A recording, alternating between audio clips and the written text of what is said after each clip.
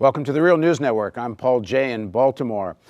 The struggle between the Senate Intelligence Committee and its attempt to have more oversight of the CIA is a long-rooted struggle that has been going on for decades. The most recent example of this is the fight between the chair of the Senate Intelligence Committee, Dianne Feinstein, and her attempt to deal with what alleged crimes of the CIA during the years of the Bush-Cheney administration and its use of torture. There's a document, 6,300-page document, we are told, that's been created by the Senate Intelligence Committee and its investigators.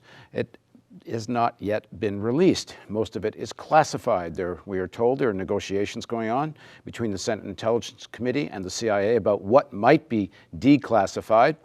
But of course, President Obama has the authority to declassify the entire document. And although he says he's in favor of it, he hasn't done it yet. And many people wonder why, because that would help settle all of this.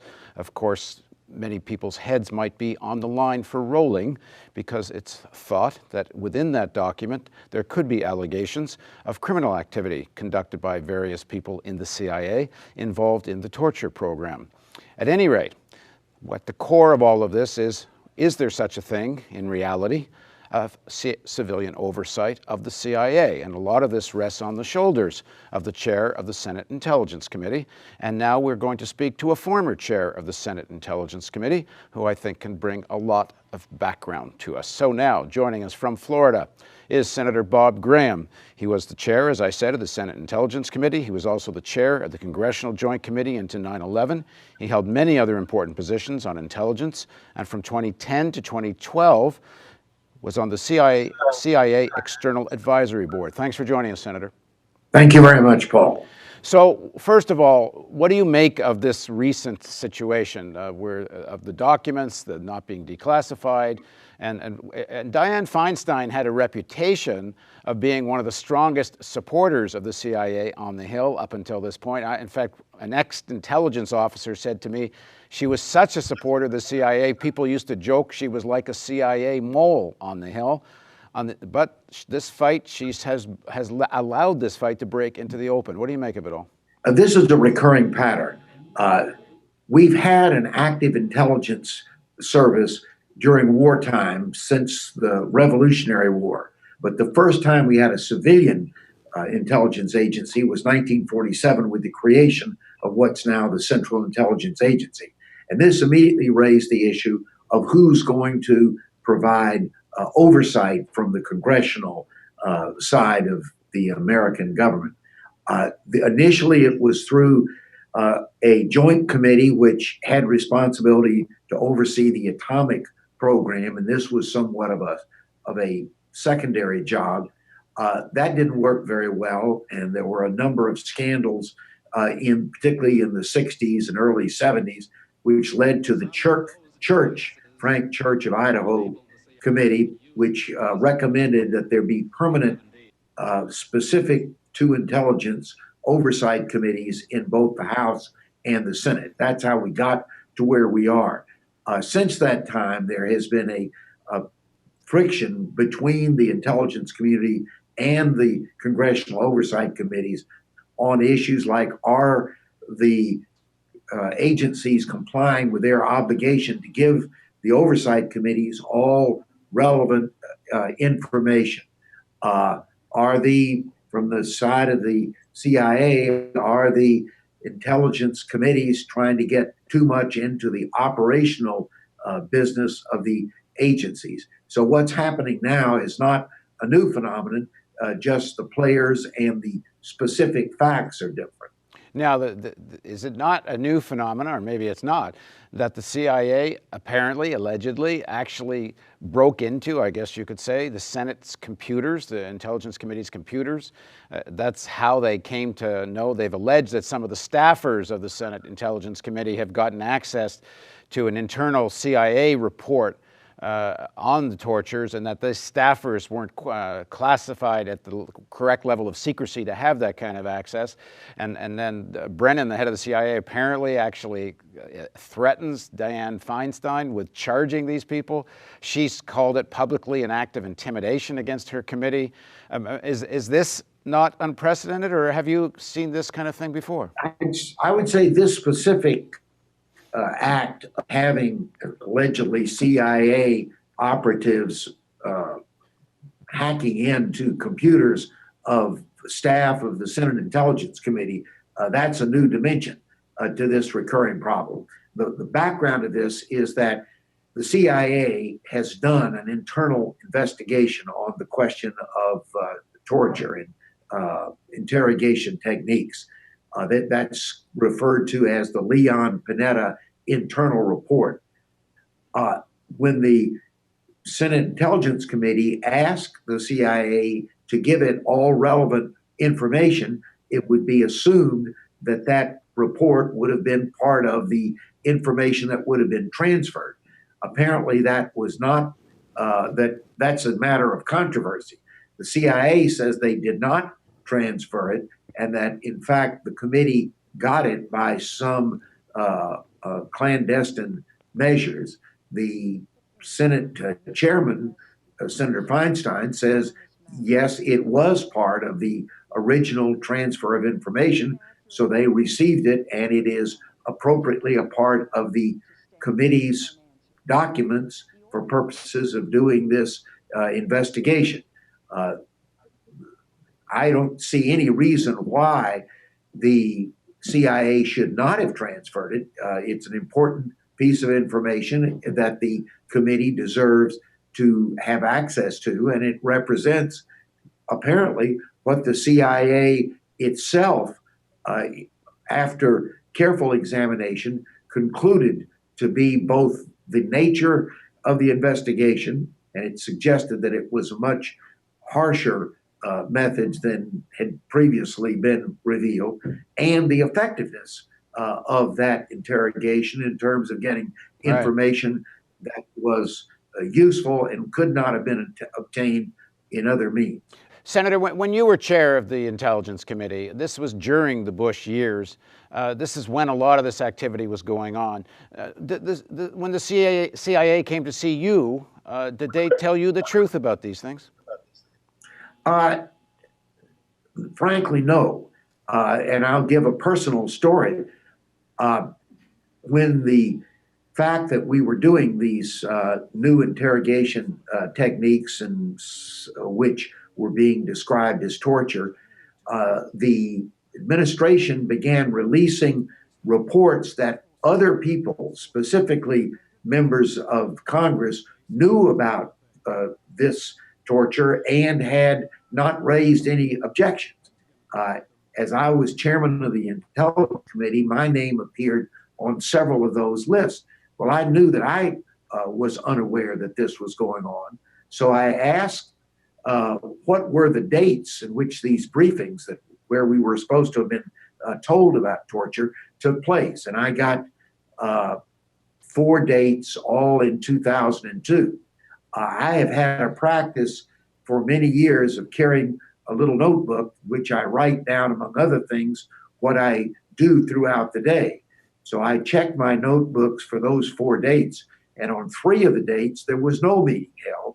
And on the 4th date, there was a meeting held, but the subject matter was unrelated to the issue of torture. I told the representatives of the intelligence community that, and offered them to go through my daily records, and they agreed that my records were right. Now that raises a couple of questions. Were they trying to deceive the public by throwing a big blanket over lots of people in order to distribute the responsibility for knowing about and not objecting to torture? Or was it just a matter of incompetence that they hadn't kept the dates of who was when and who was at these briefing sessions that they say were held? Either answer is not a very positive statement about the professionalism of the intelligence community. So did you have the feeling that you were a sort of inconvenience, and that you were also there, I mean, not just you personally, but as a committee, there to be somewhat manipulated by the CIA? Well, I think there was some of that. We had a situation during our investigation, which was also conducted during the year 2002, in which we became aware, not because the FBI had told us, in fact, they had specifically withheld this information, that there were two of the earliest hijackers to enter the United States who were living in San Diego. And in their files in San Diego, they had information about these people, but the FBI claimed they didn't have any information at the central office in Washington. Over the objection of the CIA, of the FBI, we sent staff to San Diego, and they came up with a trove of information about these people and the close ties between individuals, in some cases, who were employees of the government of Saudi Arabia. In other cases, they were nationals of Saudi Arabia and had suspicious affiliations. One of those in particular was a retired university professor. He happened not to be a Saudi, he actually was an Indian of Muslim who operated a boarding house, and two of his residents were these two future hijackers. At the same time, he was on the payroll of the FBI as an asset to collect information about what were these students that he had formerly had in his classroom and that were living in San Diego, attending various universities there. What were they up to? Right. You have this anomaly that two of the people who are going to be involved in killing more than 3,000 people on September the 11th were living in the home of a person who was also being paid by the FBI. Right. Senator, we're going to link, when we show this story, we are going to link to our interview series we did with you, where we go into quite a bit of detail about all of that. But I want to ask you, okay, do you, you have more than most people, a great deal of experience on the inside of at least the political side of the inside of the American intelligence community. There's this phrase some people have coined and used, something that they call deep state, and a lot of people have different interpretations of that. But do you find that the CIA and maybe other parts of the intelligence community, they kind of have their own agenda, what they think is the way you protect or fulfill the agenda, their agenda, and that the whole political, what are supposed to be the people setting the foreign policy agenda, with the president and Congress, they're kind of there to be pushed in various directions, but the institutions, the intelligence institutions, have really their own momentum and agenda. Did you find that? There was some of that, but my assumption is that when an agency that is responsible to, and the head of it and the major figures in the agency are all presidential appointees, that the President of the United States has the obligation to oversee the specific management of those agencies. So I don't assume that these are just rogue people out doing whatever they want to. I assume that they are acting at the direction of the president. And so in terms of responsibility for these acts of torture, that leads back to President Bush and Vice President Cheney. But if you look at the situation now, this 6,000 some odd page document that is the results of the Senate investigation, the President Obama, he has the ability to declassify that. He could do it today. He could settle a lot of this argument. But some people are suggesting he doesn't want to do that because, one, his own appointee, Brennan, who's now head of the CIA, could well be implicated in some kind of criminal activity. And number two, it's been suggested, if he declassifies this and allows it all to go public, he's going to be at war with the intelligence community, and he's, well, I guess someone used the word, he's afraid of doing that. Well, and there's a third reason, and that is that maybe the information will point a finger at the level of competence of the agencies involved, and the agencies don't want to have that disclosed, and the president is protecting them. As you know, there's another similar situation involving our report of the 9/11, where there was a chapter of 28 pages, which largely deals with the question of who financed 9/11. That chapter has been censored now for more than 12 years, and there's no evidence that there is any likelihood that it's going to be made available to the American people in the near future. I think that's an outrage. There's nothing in that report that involves today's national security. There's a lot in that report which might help explain how did 9/11, how was it allowed and capable of actually occurring?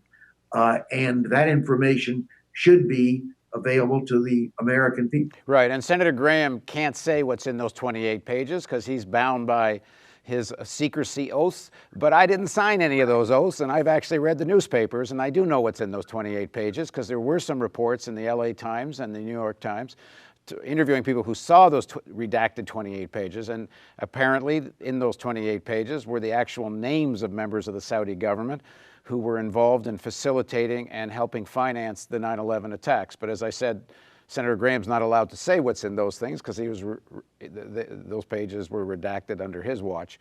I appreciate your awareness of and alerting your audience to the circumstances under which I'm discussing this matter. And again, I'll point you, watch the whole series we did with the senator because I think it's extremely revealing and compelling. Just finally, Senator, so what's at stake right now? You have a president who says he wants these documents to go public, but has the power to do so, but isn't releasing them. McClatchy broke a story in the last day or two, Jonathan Landay, that there's actually another 9,000 pages of documents related to this that the Senate Intelligence Committee wants, that the White House has not handed over. We don't know what's in those pages, but apparently it pertains to the torture investigation. So you have a president saying he wants openness, except he has the power to do so and isn't. And the CIA apparently is, according to Dianne Feinstein, actually trying to threaten the Senate Intelligence Committee and get them to stop pursuing any attempt to release these documents. So this is quite a crisis for this whole structure, is it not? It is, and it's a crisis which is unfolding uniquely in public view. Many of the things that I experienced, such as the situation in San Diego, were successfully, on behalf of the affected agencies, withheld from the American people. This one is laundry is being washed in public view.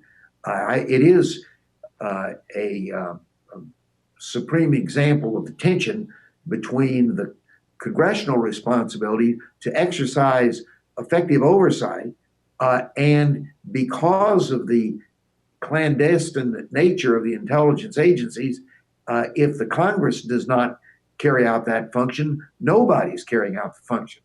No journalist has access to the kind of information that the Congress has. No academic, none of the other eyes that normally focus on and give people an insight into what their government is doing. So I think this is a major issue. The president is inevitably going to be the ultimate figure in how this matter is resolved. I personally hope that he will resolve it on the side of openness, then be prepared to deal with the consequences of letting the American people know what's happening, and that it won't just be limited, as important as it is, to this 6,000-page report on torture, that it will also include things like the report on who financed 9/11. And there must be many other things. I mean, how many of these secrets, I know you can't talk about them, I guess, but how much is there that is not really national security, but is more protecting people's rear ends? Well, that's the old saying, you don't know what you don't know. So I can't tell you. I know from personal experience and involvement a number of documents that I think should be made public, which have not been made public. This raises a process question. The classification is done by a committee of representatives of the different intelligence agencies. All of them have professional knowledge on national security, but all of them also have the desire not to have their agency appear to be less than a highly competent professional intelligence gathering and analytical agency. There, in this classification process, there should be somebody who represents the public interest, so that if the agencies are claiming classification because they want to cover up incompetence, they will not be allowed to do so. And do you think it needs to be something other than what today? Do you think it needs to be something other than what there is? Because a lot of people have been critiquing, in particular, Dianne Feinstein and her committee as having been kind of rubber stamping a lot of what's been going on in terms of the intelligence gathering, the electronic surveillance of American people. I mean, some people have accused her of being a little hypocritical, that the first time she really says anything about all this is when she gets spied on. Well, if the way the system was set up by the Church Committee report, it puts an enormous amount of responsibility on the two congressional intelligence committees. They are supposed to know everything about the activities of all of the intelligence agencies within their jurisdiction, which is all of the foreign intelligence agencies, starting with the C.I.A., the National Security Agency. Senator, just quickly, does that include the Army intelligence? No, does not include the military, which is under the Armed Services Committee, or the FBI, which is under the Judiciary Committee. But the American people have got to have confidence that those committees are carrying out their responsibility. And do you think they are? Do you think they are? I think it's been uneven over the now 3 or 4 decades that the committees have been in place. All right. Thanks very much for joining us, Senator. Great. Thank you very much, Paul. And thank you for joining us on the Real News Network.